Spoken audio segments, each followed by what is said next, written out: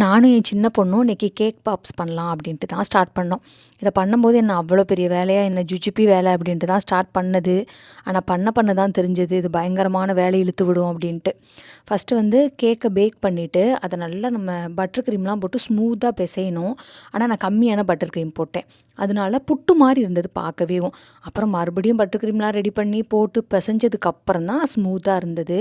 நான் இந்த மாதிரி ஒரு மோல்டில் தான் எல்லாத்தையுமே வந்து கேக்கெல்லாம் உள்ளே வச்சு செட் பண்ணி ஃப்ரிட்ஜில் வச்சிடணும். பாப்பா வந்து தனியாக நானே என்ன பண்ணிக்கிறேம்மா, எனக்கு எந்த மோல்டுமே வேணாம் அப்படின்ட்டா. அதனால் அவளை நான் ஒன்றுமே சொல்ல. அவள் பாட்டுக்கு வந்து சூப்பராக பண்ணிகிட்டு இருந்தா. ஏன் இதை விட பல மடங்கு சூப்பராக இருந்துச்சு அவள் இது. ஏன்னா நான் வந்து டைமே கொடுக்கல.